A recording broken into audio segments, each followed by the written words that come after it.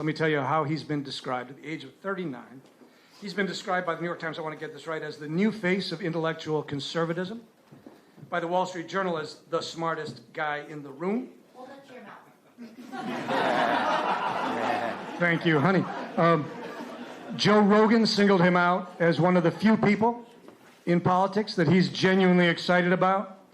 He's repeatedly described as visionary.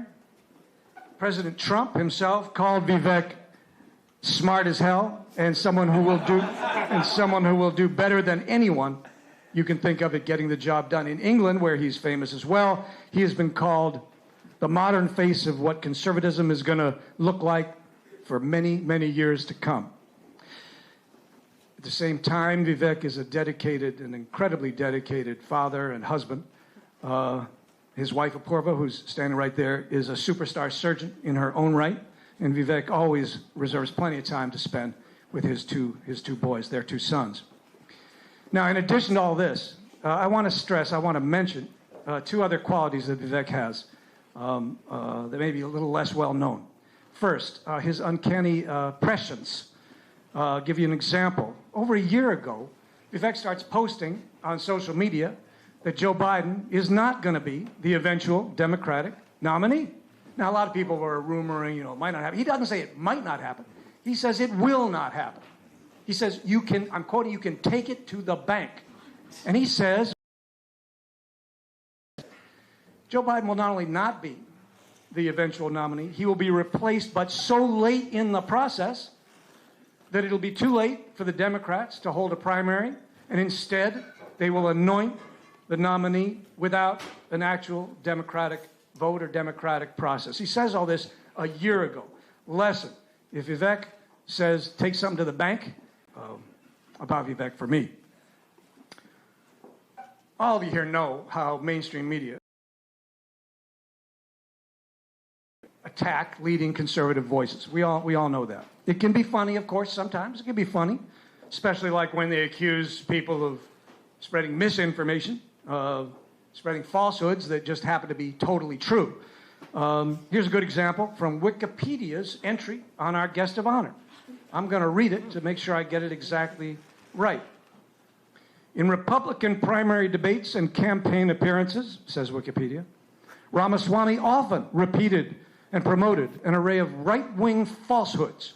For example, in the days after the January 6th, 2021 attack on the Capitol, he condemned the attack, but argued that social media bans on Trump violate the First Amendment. You haven't seen it? Yeah. I'm serious. Look it up. That's what it says. That's the falsehood. And by the way, that was my idea. But of course, it get a lot worse than that. And the price can be higher. When Woke Inc. was still in manuscript, the environment was such that Vivek was put to a choice. He's going to have to step away from the company, Roivant, that he founded, if he was, going to publish that book. Why? Because it would offend employees and shareholders. He couldn't have such searing critiques of woke ideology. We weren't allowed to do that. It's 2021. Weren't allowed to do that. So what did Vivek do? Well, here's what he did. He said, you know what? I'm going to step away, and I'm going to publish that book. I'm not going to change it. I'm going to publish it just the way I wrote it. Now, you got to remember, Vivek had created that company. I mean, he was the founder and CEO. That's a price to pay. He was the face of that company, but he stepped away because he refused to buckle to that kind of pressure. He refused to give in. He said, I'll step away, and I will not change what I wrote. Why? Why did he do that? Simple reason. Well, one reason was he's writing about free speech in that book. And he was going to stick to it if that's what he was writing about. But the larger thing about him that I want to emphasize is that he's a man who believes in his principles. And he's willing to take a hit for them. Most people aren't. He lives by those principles, and he does not back down. So he wrote that book, Woke Inc., and he did it. Why did he write that book? Because he was so concerned about America, about the direction we were going, about worrying that the country was on the wrong track. The rest is history. Today, because of his prescience and courage, not to mention brilliance, vision, articulateness, and charisma, he is now a central player in the fight to get America back on the right track. So we are incredibly fortunate to have him with us tonight, and please join me in welcoming my good friend, my co-author, arguably the most influential thinker in the American conservative movement, Vivek Ramaswamy.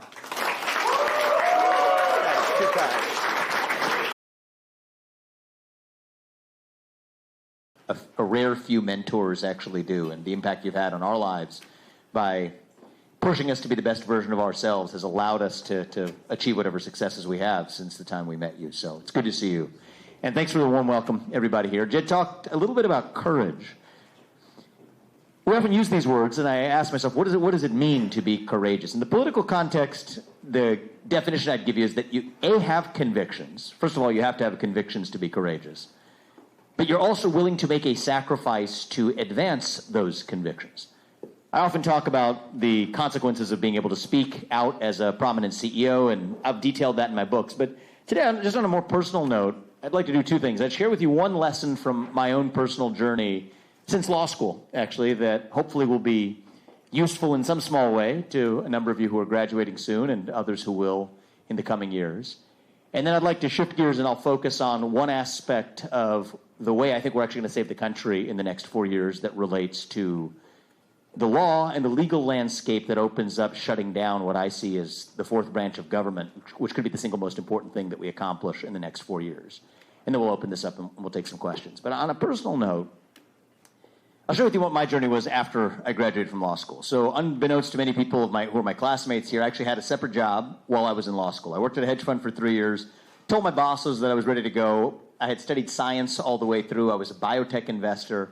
I had this itch to study law and political philosophy that I had never fully actually scratched. And I thought that this place was a great place to do it. Be exposed to different ideas, read this kind of stuff that I was reading in my spare time, but in a more rigorous setting where I could actually engage with the content and the material and certainly the law in a way that I wasn't able to on my own free time as a hedge fund analyst. So I told my bosses I was going to leave, and they actually said, don't leave. Keep your job if you want. I said, that's a great arrangement.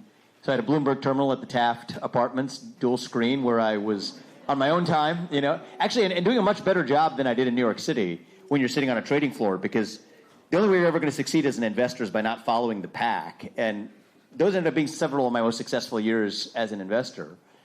Unbeknownst to many of my classmates, we made, I think it was upwards of $15 million while I was here, and I also didn't miss class very much either. I loved class, actually.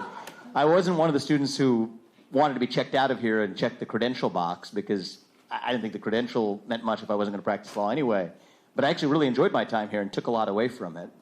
The most tangible thing that, by the way, came out of it was meeting my wife, Apurva, also in the Taft Apartments, which we visited today. It was kind of funny. We went back to the apartment where she lived today, this morning. We're 5Q at the Taft, and we had a good time hanging out there. But anyway, it was that journey into biotech that led me back into biotech after I graduated from law school. I kind of had the same itch again afterwards. I studied law and political philosophy. Now I wanted to go back to the hedge fund. It felt a little bit small, felt a little bit repetitive. I did a bunch of stupid things I probably shouldn't have done in the meantime, like try a stint in stand-up comedy, did 10 shows. They ended about the way that glass just broke in the back right there. So it was well-timed, whoever did that. And after that, I really found that I needed to find some more serious release for this pent-up sense of energy that I had, but it wasn't really being fully utilized in my hedge fund job. So I started Roivant, the biotech company that I built in, I think it was May of 2014. And the thing about Roivant was the whole premise was we were calling the bluff of the pharmaceutical industry.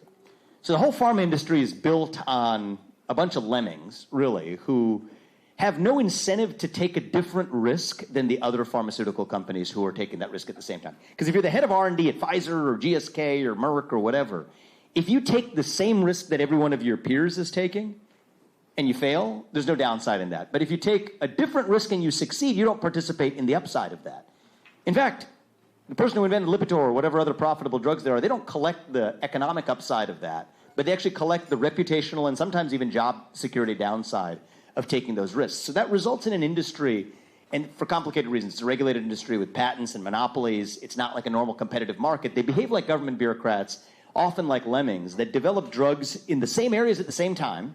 So cancer wasn't hot before it was, and so on, which created these wild swings of their corporate focus and investment that left in the wake a lot of other promising drugs that could have been developed but weren't. Now, the key is finding which ones are going to succeed versus which ones are going to fail, and the whole business model was to say that if we pick up a bunch of these drugs that they had shelved for pennies on the dollar, not even pennies on the dollar with respect to how much they're worth, pennies on the dollar with respect to how much they had spent. So if they spent hundreds of millions of dollars, you could pay a few $million up front in a license to gain rights to that drug. Enough of them were going to succeed to make that a wildly successful endeavor. So that was the premise. I was confident that that was going to succeed. I told my day one investors, you can take it to the bank. It was probably what I told them then. And those who did on day one, made many, multiple orders of magnitude of their money afterwards. However, the first project that we developed, that I had an opportunity to develop, was a drug for Alzheimer's disease. This is a drug being developed by GSK at the time. It had been through 2 phases of development. It was entering phase 3. The people who worked on the project were pretty confident about it, but they just decided all of their Alzheimer's projects, all of their research, potentially tens of projects, were just going to get the axe, just as the same time other pharmaceutical companies were doing it, because this has been an area of consistent failure. So that created an opportunity to in-license this drug. We bought it for about $5 million up front, the rights to a drug that they had spent upwards of $100 million on up to that point in time. But there was an odds of success that was, not really better than 60%, maybe 50%, people would say at best, for an Alzheimer's drug. And we had to make the choice of whether we were going to take the risk and actually develop it. A lot of people gave me the advice to say that's not the best first drug to develop according to this business model, because that's one of the riskiest areas of drug development. But I got a piece of advice that I'll share with you. It doesn't always work in the short run, it works in the long run, is that it takes about as much effort to do something really small and to do it well as it does to do something really big and to do it well. And so in the short time you have, you might as well do the big thing. That was my philosophy with respect to developing this drug. So that became the signature first project. And the reason you heard about it 2 years later is it ended up becoming the highest profile drug in development, probably in the entire biotech industry at that time. Roll that forward a few years. We ran the trial the right way. We were going to get the clean result one way or another, but you turn over the cards, what happens? Turns out the drug had no different of an effect than placebo. It was a failure just like every other Alzheimer's drug. That was a crushing and nearly debilitating failure at that time. I had, up to that point in time, never really experienced a failure, let alone a failure at that scale. And you had a lot of people who were rooting for us to fail too, which actually made it all the more painful. Because the rest of the pharma industry, if this had worked, that would have been the bluff on an entire multi-trillion-dollar industry called, if that succeeded. And so the people, mostly in the industry, were rooting for this thing to fail. They did, and they were vicious when it did. And that was a crushing defeat. But what I will tell you is, in the meantime, in the 3 years that it took to run that study, we had built a company and an organization from scratch that was able to run multinational phase 3 studies at the same scale as Big Pharma, and had by that point actually assembled a number of other drugs on the exact same premise, on the exact same terms, that were already underway in their respective studies in other divisions of the company.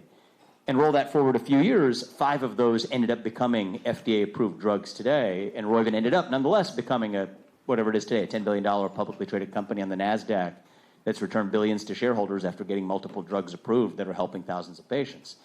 None of them were the Alzheimer's drug, which still would have been the biggest of them all, no doubt about it. But the drugs we did develop, one of them is a rare disease that affects about 20 kids a year, where 100% of them die by the age of 3 if they're not treated. And now a majority of those kids, over 70%, are able to live lives of normal duration with an approved biologic. Another one is a treatment for endometriosis, another for uterine fibroids, women's health conditions that had largely been ignored by Big Pharma. And so they weren't as big as the Alzheimer's drug, but they would not have been possible but had it been for that failure that allowed us to get this company off the ground at the scale that we did. So file that away somewhere, but it became a repeated pattern in my career over the years, such that the whole journey of leaving my job at Roivant, and I've told that story countless times, and that's in Woke Inc., and I'm happy to talk about it in the Q&A, maybe relevant to the effects of woke culture and business. But anyway, I got through a long story. I started another company called Strive that competes against the likes of BlackRock and State Street and Vanguard. And that journey led me to understand, I think, a lot of the upstream root causes that I felt needed to be addressed through really a civic revival in our country that we were missing. And again, I reflected on that same piece of advice that I got when I was 22, which is that it takes about as much effort to do something small and to do it well as it does to do something really big and to do it well. So I said, this time we're going to do the big thing. We're going to try this again. I'm not going to I had an opportunity to run for Senate in 2022, passed on that. There were a lot of other areas to enter American politics that might have been more natural for a first-timer who had never been in politics and was in my 30s.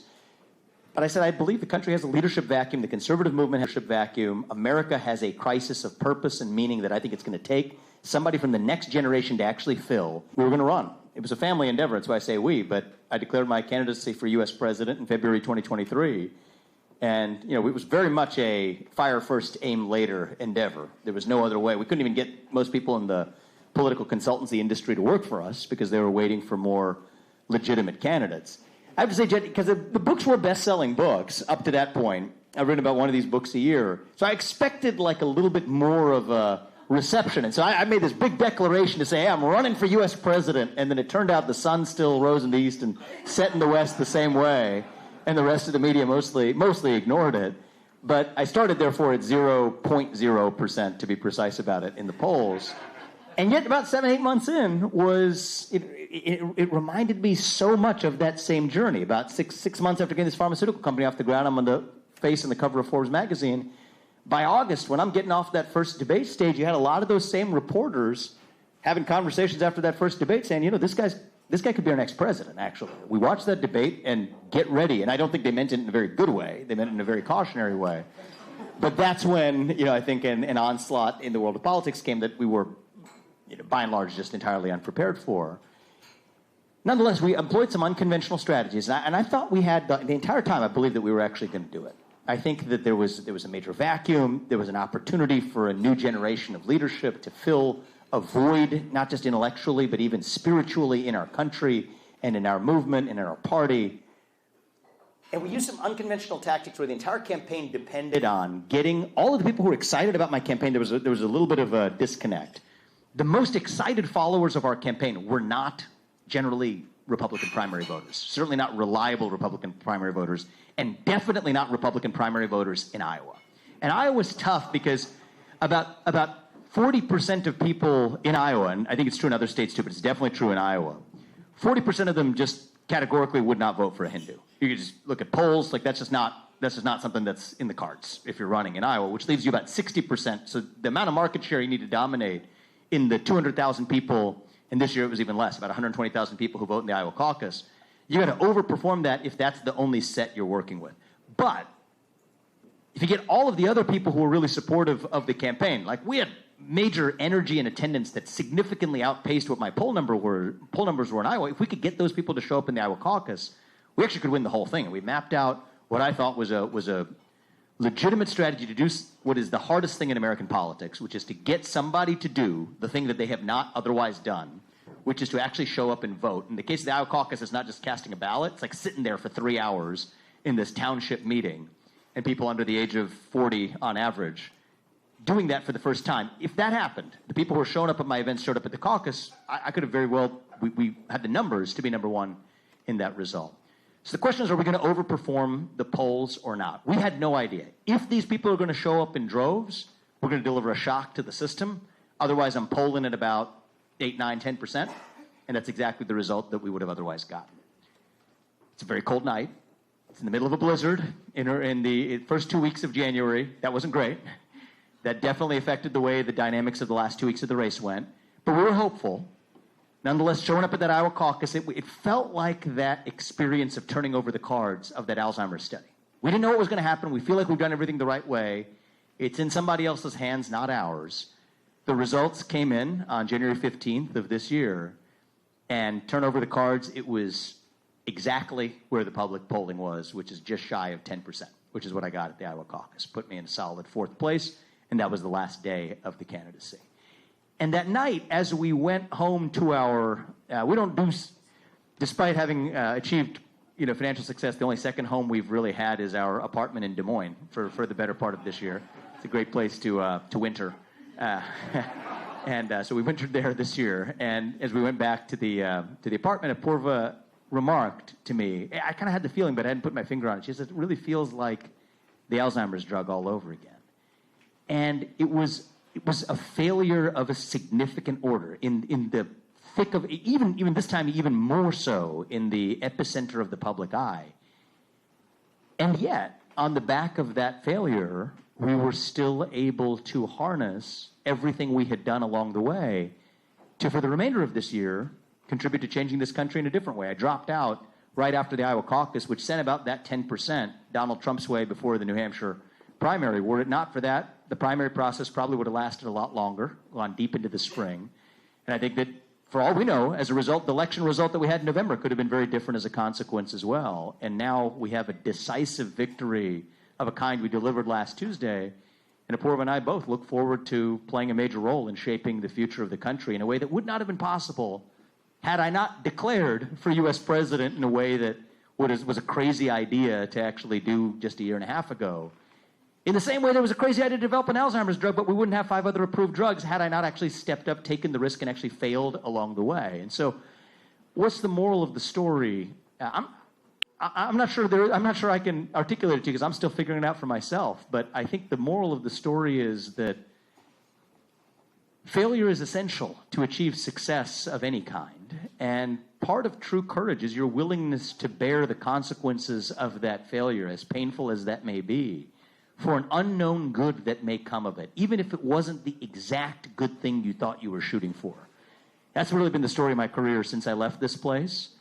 And, whatever I do next, I can promise you, we're going to do the big thing. We're going to swing big. We're going to swing big enough that if we fail, it will be spectacular as a failure. But I think one of these times, I think we might just hit it too, although, that's not up to us in some sense. And, I didn't intend to get into a discussion about faith, but I think that what really gives us our courage and our freedom to do it is our conviction that it is not really being done by us, but is really being done through us in some deeper way. That's certainly what gives me my sense of freedom. Now, one of those ways that I would love to hit it out of the park, this is less personal now and more just talking about for the country, is to accomplish, shifting gears here, FedSoc, can't do this, soft personal story, touchy-feely stuff. You got to give some law here, right? So we'll see if we can check that box too before we open this up to Q&A. Is a historic opportunity. I think it's a once-in-a-century opportunity that's now staring us in the face. I'm excited to do whatever I can, but I think that, more importantly, our country ought to be excited to do whatever we can to fix a sin, to correct a sin that we committed over a century ago that if we don't fix it now, I don't think is ever going to be fixed, which is to restore a constitutional republic in which the people we elect to run the government are once again the ones who actually run the government. Right now, that isn't the case. It is a myth. We tell ourselves that we live in a democracy. Some people pick at this as it's not a democracy, it's a republic. Whatever, okay? I mean, it's a republic. But for the purpose of this discussion, the point is, are we a self-governed nation or not? Is it up to we the people creating a government that's accountable to us? Or aren't we actually a self-governing republic, but some kind of monarchy in disguise?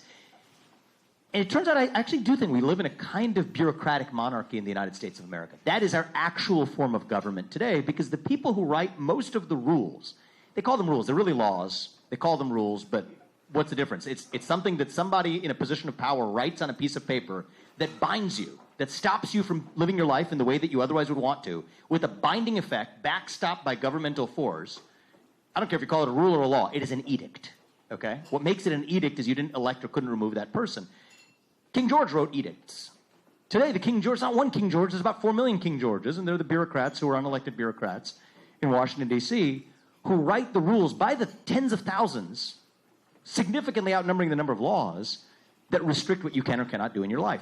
And the remarkable part about this is you never voted for those people. And the even more remarkable part is you can't remove them. And the even more remarkable part than that is even the people who you do vote for can't actually, at least as currently interpreted, remove those people from those positions. I'm sorry, that's not a democracy. That's not a constitutional republic.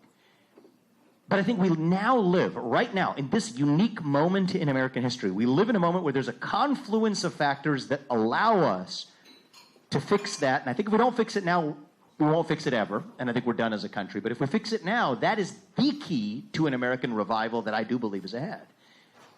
Why is it right now? What is it about this moment? The obvious fact is that Donald Trump won the presidency on Tuesday night. But I think equally, if not more important, is the landscape that we now have, the legal landscape that folks like Jed certainly can explain to you, even, in, what were you teaching, advanced constitutional law? Okay. So I'm going to give, intermediate constitutional law here. Okay? So, Jed will give you the advanced version, but I'll give you the intermediate version. A legal landscape in the last several years that has created the environment for the president to do what that same president, by the way, could not have done in the years of 2016, 2017, or 2018. Most notably, most of you are surely aware of this, the overturning of Chevron deference in the result of the Loper-Bright case that came down this year, which holds that, quite sensibly, federal judges whose job it is to interpret the laws should not actually defer in their judgment or grant any deference to the judgments about the law made by unelected bureaucrats who are neither elected nor even appointed through a constitutionally ordained process for judges. It's a big deal. It's not a small deal. It's a big deal.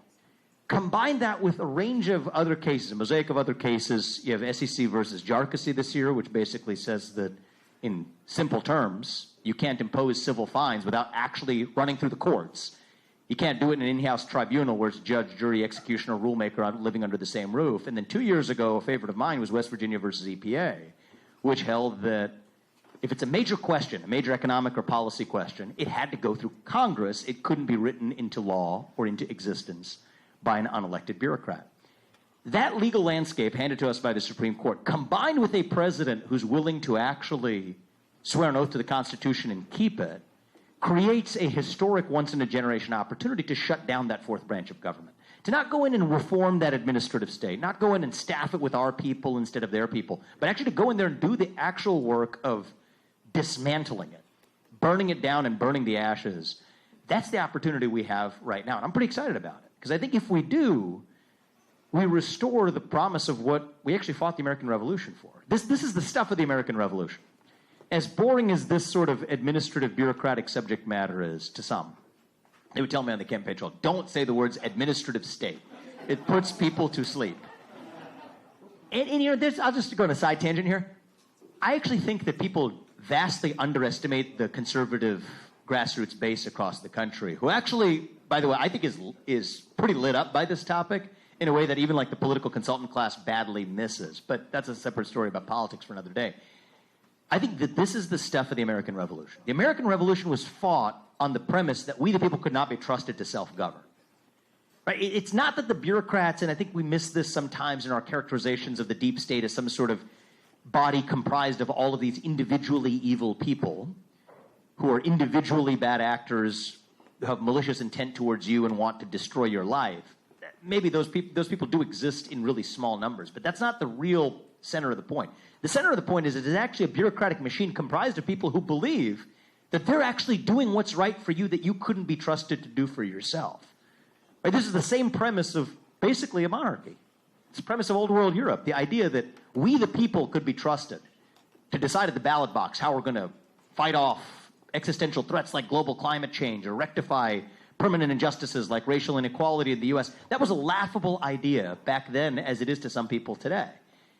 And the American Revolution was fought on the premise that for better or worse, and that's a crucial part about this, for better or worse, we the people create the government that's actually accountable to us.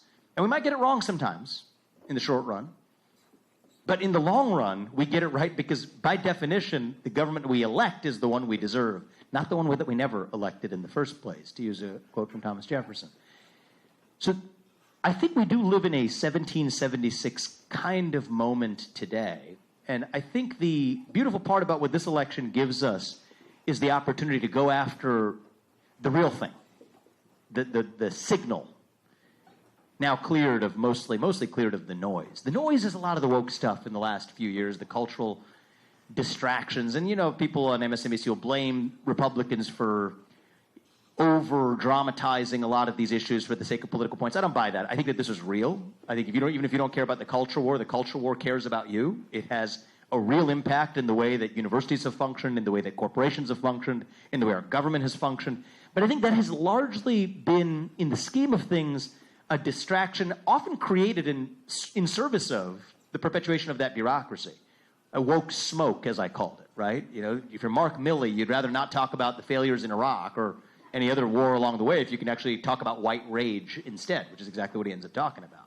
If you're, you go straight down the list. If you're a corporation like Coca-Cola, you'd rather be talking about voting laws in Georgia than you would about, I don't know, about the impact of your products on obesity rates amongst children in the country. So in some sense, it has served as a useful purpose for protecting bureaucracies, both in the public and private sectors alike. But I think that we are, some people might disagree with me on this, I think we're past peak woke. I don't think we're done with woke, but I think peak woke is behind us, which allows us to now focus on the real thing. Not the noise, but the signal.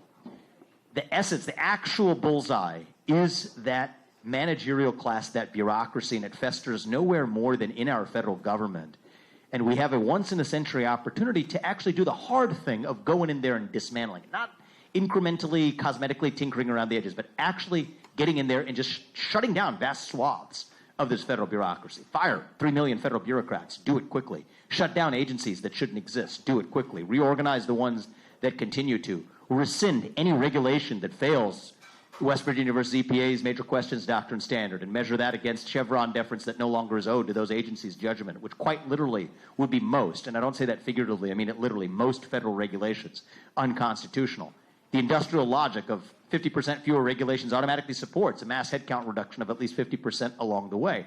That's the hard thing that we have an opportunity to do. And my actual concern is not that the left is going to stand in the way of us. I actually think we won pretty decisively now. I don't think we need Congress to do most of this stuff. Maybe we have room for reasonable debate. Otherwise, I probably shouldn't say it this way, but in some ways, if you just get in there and do it, this stuff will reach the Supreme Court in 5 years. And if you have a reasonable basis, I think the current Supreme Court agrees with us anyway, but once it's shut down, it stays shut down anyway. But I don't think the real problem is going to be actually the left getting in our way now. I think the real problem is going to be the resolve or lack thereof amongst conservatives to actually step up and do it. And I'll close on this before opening this up to some Q&A.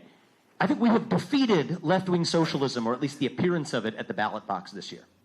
I call it the appearance of it because I don't think Kamala Harris actually had a coherent ideology. I think it was too much credit to call her a socialist. I don't say that in a critical way. I'm done dunking on her. But I think that it misses the point a little bit. But we at least defeated the appearance of left-wing socialism at the ballot box. And yet, I think our greatest obstacle is going to be a new kind of Republican socialism that is now chomping at the bit to replace it. And if you believe in that vision of Republican socialism, that's what I'll call it. It goes by other names. People call it things like industrial policy or other better-sounding words like that. But I call it Republican socialism. If you really believe in Republican socialism, then the administrative state still is, if not your friend, at least a call option that you want to exercise if the need presents itself. Right? Those regulations, we don't like them when they were using them to come after us or come after our goals or advance their goals. But now that we're in power, it might be kind of nice if you had a few extra regs that you could write when Congress wasn't actually going your way. It might be kind of nice if the big companies that we like can remain big companies, but the big companies we don't like, we can kind of just break them up with, Lena Khan 2.0 republicanism, right? It might be kind of nice if, we don't like grocery price controls, but we like some credit card price controls instead. Give me some of that through the CFPB, which, by the way, was this sort of woke agency that is asking small businesses for the race and gender data. We don't like that stuff, but don't do that, but we're going to give you more power anyway to go enforce some credit card interest rate caps. And that's not a price control, exactly. Well, it's kind of a price control, but no, we're okay with those price controls, even though we don't like Kamala Harris's price controls. That, I think, is actually going to be the major obstacle to whether or not we succeed in this project, is whether or not we have the conviction to actually do the hard thing. And do we? I guess I'm not a passive observer in that question. And I hope to make sure, if I'm doing my part as a citizen to this country, to make sure that the future conservative movement isn't one that squanders this opportunity, but one that seizes it. Because if we squander it now, I don't think we're going to get it back again. And if we seize it, then I do think that we get our country back. We get the essence of our American identity back. We revive our national self-confidence, the idea that we don't require some bureaucratic tyranny or monarchy to tell us how we can live our lives, that we require some type of monarchical elite judgment to make the right choices, but to say that we can make the right choices for ourselves to maximize our own unique God-given potential, every one of us, without any system or government standing in our way, that we believe in the pursuit of excellence without apologizing for it, and that we're going to compete to be the very best right here in the United States rather than insulating ourselves from foreign competition. We beat the foreign competition because we're great. We're the greatest nation known to the history of mankind, and we have the self-confidence to actually deliver it without engaging in these short-term Republican, socialist, protectionist-type policies that reject that exceptionalism. And I think that's what we're going to see, actually. I think that's the direction we're actually headed, where you see, new government agencies or agency tear-down operations that are coming into existence as we speak. I'm very optimistic about where we're headed. But I think I say this at a moment where I think the biggest obstacle to whether or not we achieve it is actually not going to be the left who we defeated, but the conviction required, or the absence thereof, in our own Republican Party to see it through. And if there's one thing I'm committed as hell to right now, it is to see that through at the biggest scale possible. That's a big project. But as I said earlier, if courage means anything, it means your ability to take on not the small thing, but the big thing. And if you're not willing to fail, then you know what? You didn't have the courage to really have any business trying to make change at the scale we're trying to in the first place. So anyway, with that, those are some unstructured reflections. Thank you guys for having me, and I'd love to open this up and have some Q&A. Thank you.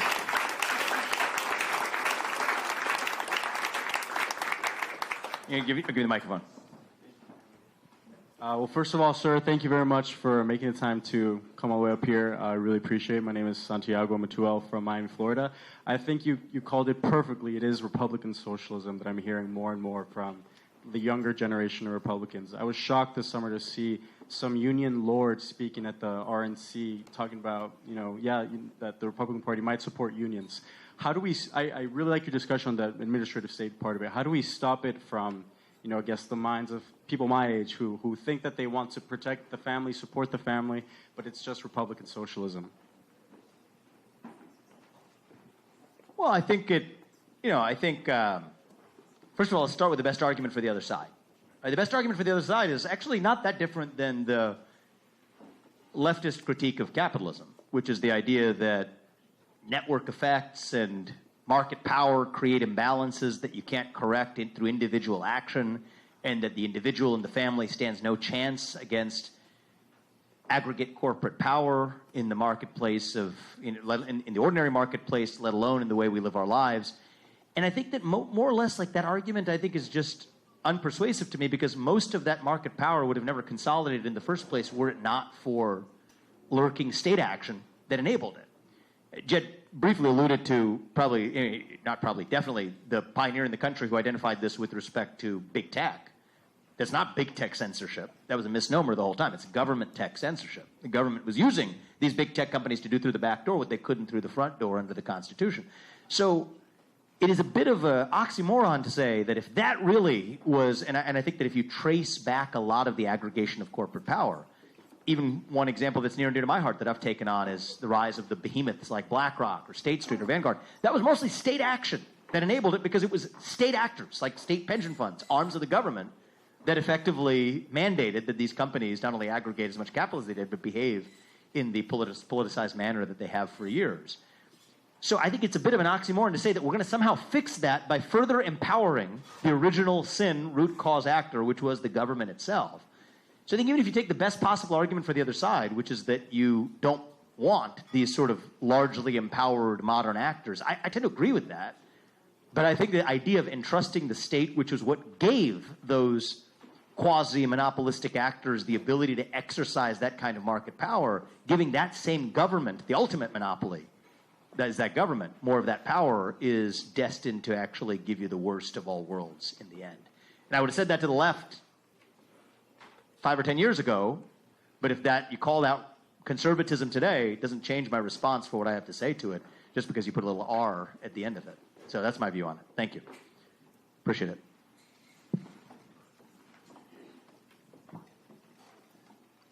Hi, my name is Andrew Liu. I'm a 2L at the law school. Thank you so much for being here. You are an inspiration to me and many of my peers here, so thank you so much for being here.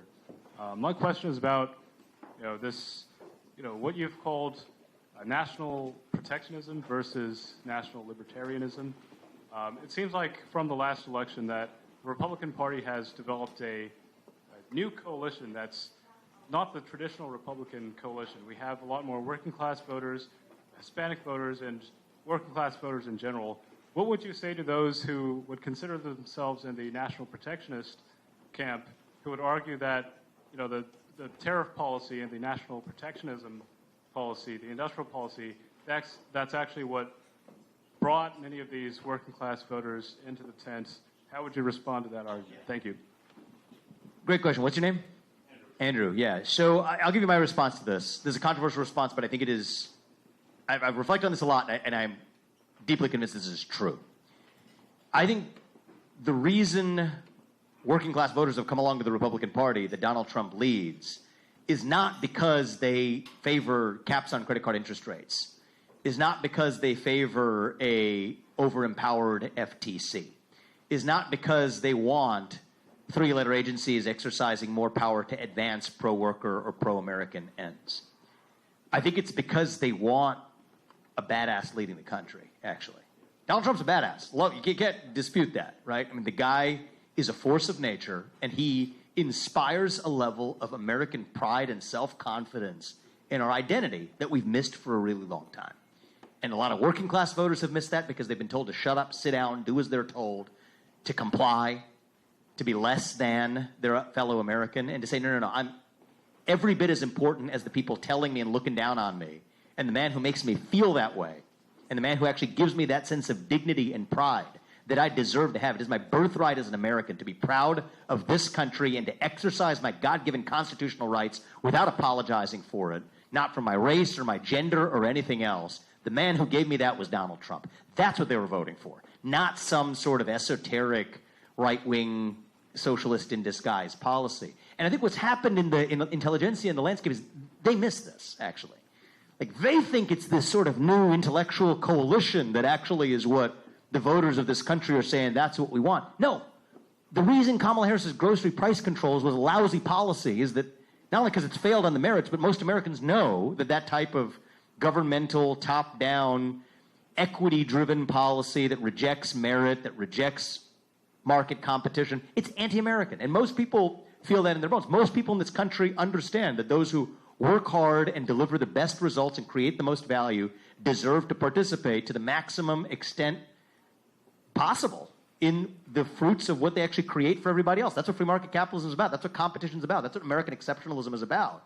And I think Donald Trump embodies that American exceptionalism. So in a certain sense, the affinity for Donald Trump is about affirming the ideals that made America great the first time around, not some vision of changing that to some sort of left-wing ideology disguised in Republican clothing. And so that's, I think, I kind of draw the analogy. This is super esoteric and random, and if it doesn't mean anything to you, just forget I said it. But I think about this as like the big pharma companies sort of totally missing and running in the pack in one direction and missing where the actual action is, which is independently making a judgment about what's actually going on. That's kind of what I see in this new artificial perception of a new intellectual coalition on the right, that's somehow what the voters are voting for. I'm calling that bluff. I don't think that's actually what's going on. I think what's going on is people want badasses with the spine leading our country without apologizing for who we are. And I do think that right-wing socialism is in some ways apologizing for who we are, and I'm not going to stand for it. So that's where I land on that. Thank you. Thank you. I'm Bill Eskridge. I teach legislation at the Yale Law School. And Amy and I were talking, hopefully not too loudly, during your very brilliant address. Amy was saying, well, what effect is this going to have on your course? And I said, well, I think a good effect, because my course is about legislation. Right. And so my question is, when you talk about Republican socialism, I think you're giving another boost to my course. And I'd like to know a little bit more about some of the details of Republican socialism. So, for example, what are the implications of Republican socialism for family? Because the Republican Party has traditionally been very pro-traditional family, pro-life rather than pro-choice, et cetera, et cetera. And some of that has already been delivered. But to what extent is there a return to traditional pro-families and the implications of that for lesbian and gay families, for unmarried couples often with children, et cetera? The implications of that for anti-discrimination laws, which is, anti-discrimination laws are interesting. They're both libertarian and monarchical bureaucracy, one might argue. So there's complexity there. And what other sort of areas would Republican socialism want to revolutionize in addition to maybe family? And anti-discrimination is not just workplace, but education and so on and so forth, et cetera. It's good to see you, Professor Eskridge. And I think more students ought to sign up for your course after we make these fixes. Congressmen might actually have to do their job. I think there's this weird thing going on culturally where actually a lot of congressmen prefer the state of affairs too, because then they don't have accountability. They just pass these vague statutes, and it's somebody else's fault for actually implementing them.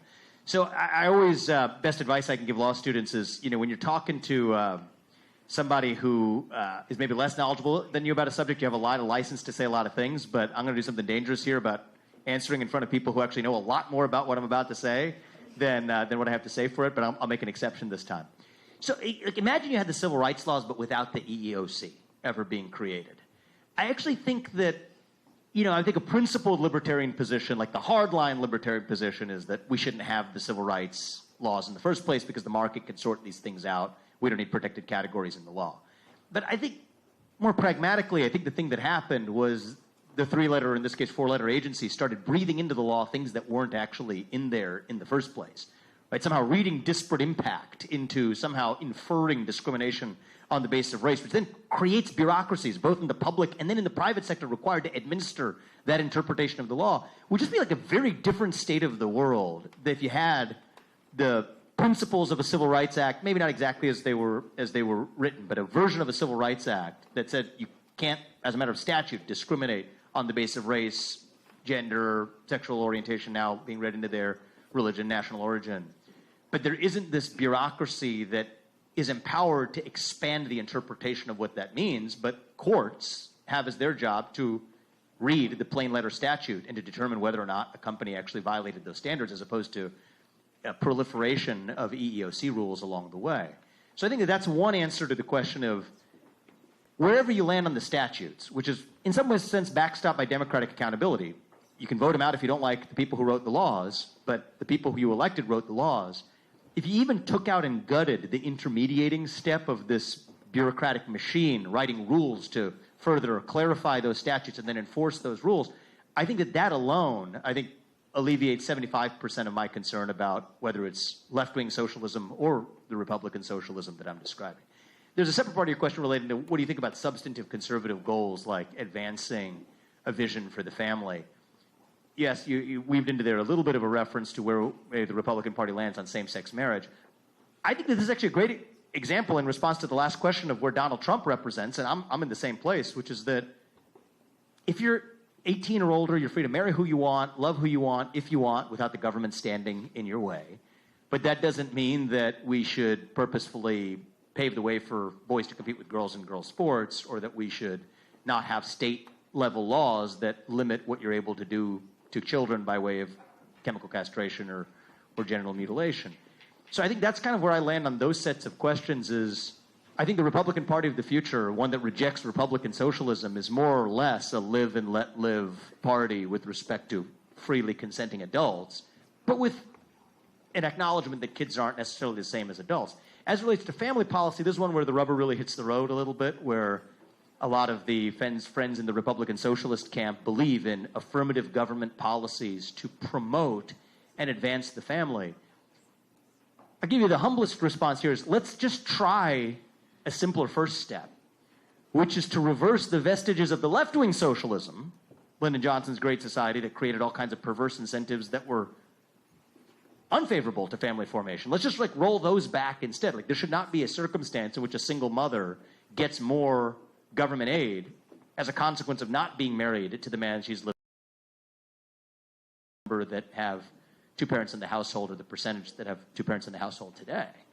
And by the way, if you have two parents in the household, you are far more likely to graduate from high school, to not end up in poverty, to make more money, to not end up in jail. And so we all agree on those points, but the question is, how are we going to get there? I would say roll back the disincentives we've created. And even if you look at black family formation, why do I pick black family formation as an example? That was part of the stated goal of helping black families. That was one of the stated purposes of the so-called Great Society. We were actually doing just fine in that department before we actually implemented the very policies designed to fix a problem that actually they exacerbated. So I'm open to being empirically proven wrong and showing that somehow that was insufficient for promoting family formation in the country. I actually think I will be probably empirically proven correct. But even still, I think the idea that the government is going to substitute for a kind of cultural revival that we're missing in this country, I think probably misses the point. And in the same way that Lyndon Johnson's Great Society missed the point, and I think in when he has harmed the very people it was designed to help, I think a Republican version of that same Great Society, this sort of communitarian, modern vision of apparently nascent conservatism, I don't think it's nearly as nascent as it looks, I think would risk making the same mistakes, hurting the very people it was actually designed to help. So sprawling question, but sprawling answer as well. So thank you. I appreciate that. Last two questions? One or two more. All right, right there. Yeah, you can come on up. Thank you. 3L from Wisconsin. President Trump is potentially going to have the opportunity to remake the Supreme Court in a majority Trump Supreme Court, and you famously released a great Supreme Court list during your presidential run. So my question is, say President Trump says, Vivek, you went to Yale Law, presumably you earned a little law at that institution, and I got 2 slots. Who are your top 2 nominees to the Supreme Court?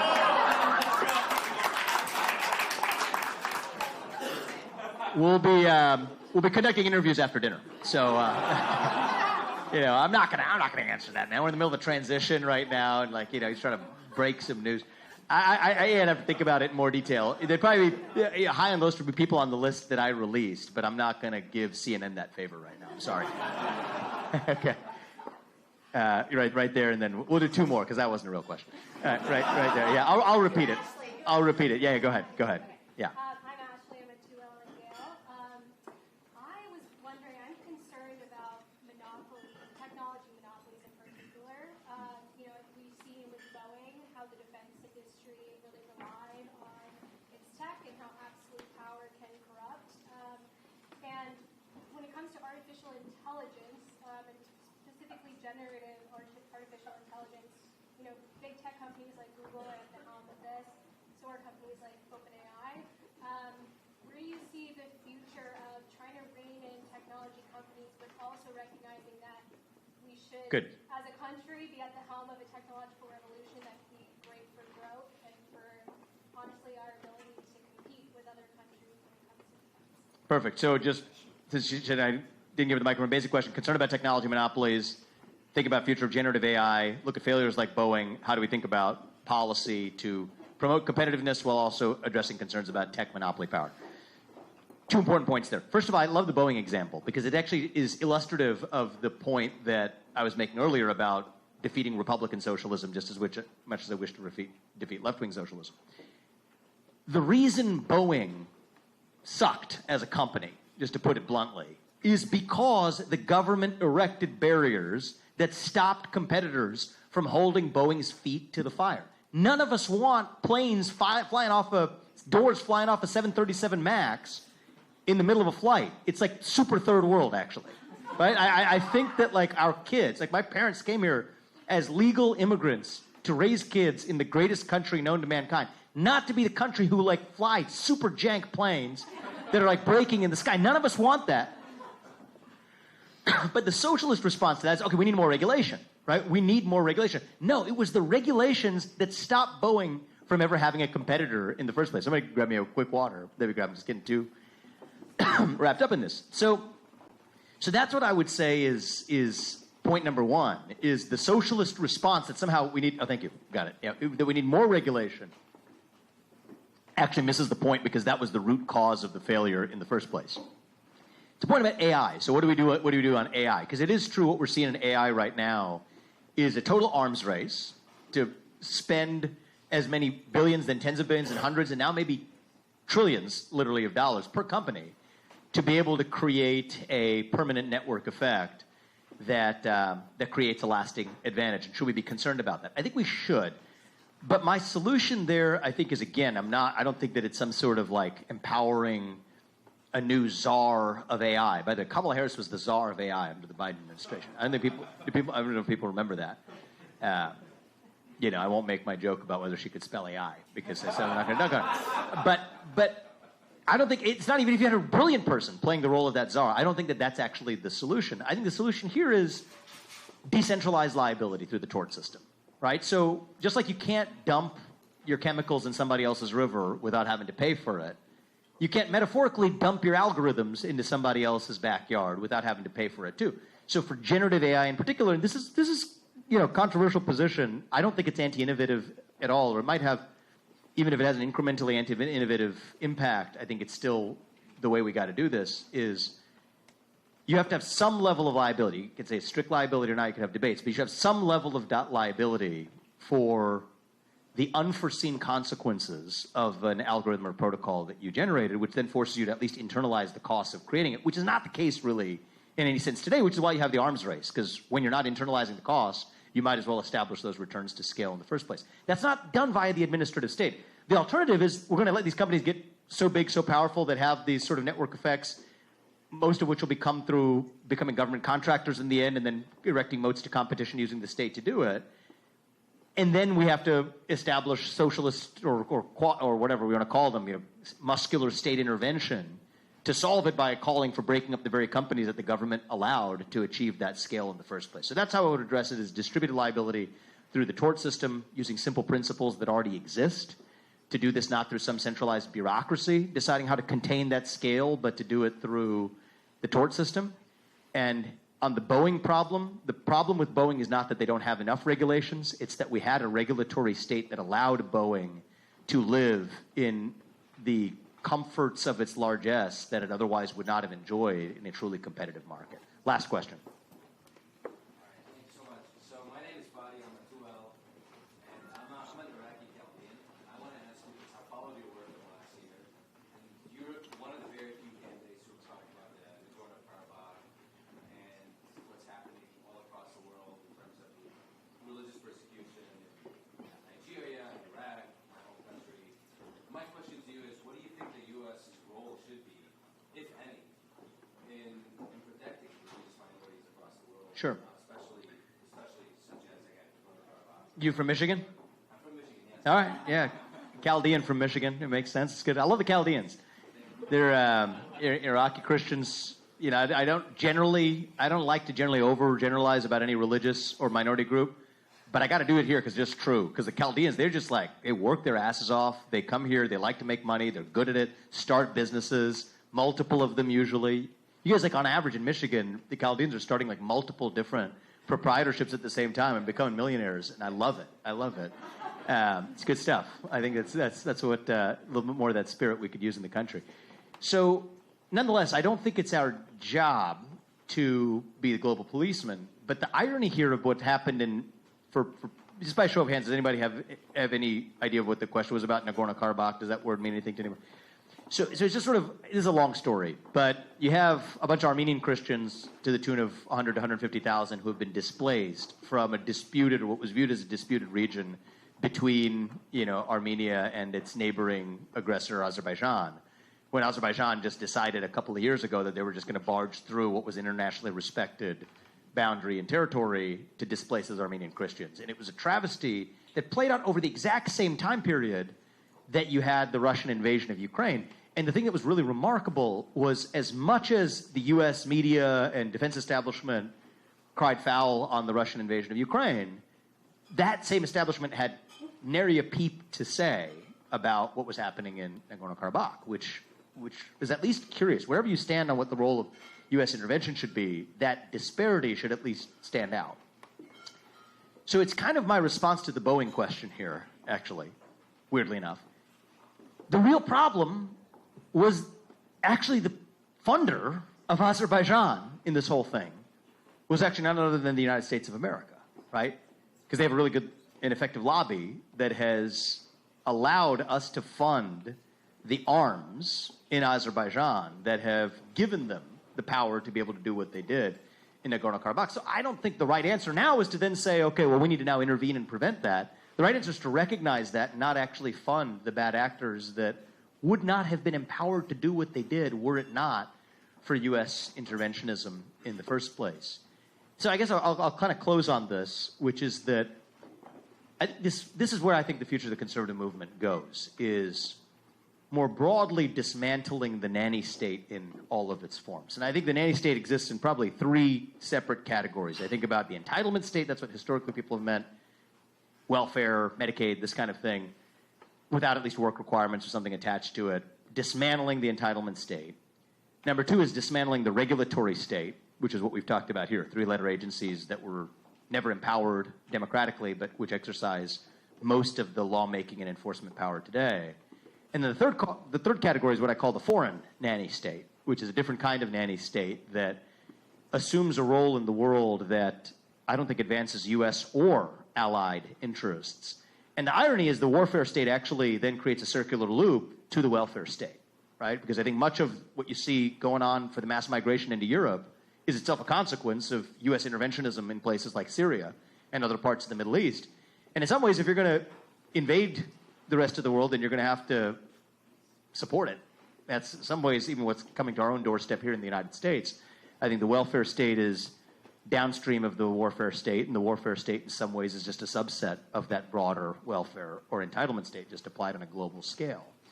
And I just think that we haven't had really at any point in time a conservative movement that lined up all three of those pins exactly where they needed to be. You had certain coalitions that wanted one form of the welfare state but not the other. But I think right now where we're headed, where we ought to be headed at least, is one where we actually reassume the project of dismantling the nanny state in all of its forms. And to me, that lays the groundwork for reviving American exceptionalism in our own country. What is American exceptionalism? It's a conviction in the belief that this country was founded on the greatest ideals known to any nation in the history of mankind. And that a nation committed to those ideals will accomplish greater things than any other nation on planet Earth, and that it is our responsibility, our maybe even providentially or divinely ordained responsibility to set an example for what is possible to the rest of the world. That's how we actually address and give hope to allies in the rest of the world, is by demonstrating what's possible when a nation like ours stays true to the ideals that were enshrined in the Declaration of Independence in 1776. And if we stay true to that, then I believe that our best days as a country are still ahead of us. Thank you, guys. Appreciate you having me. Looking forward to dinner. Thank you. So everybody, the chapter for the last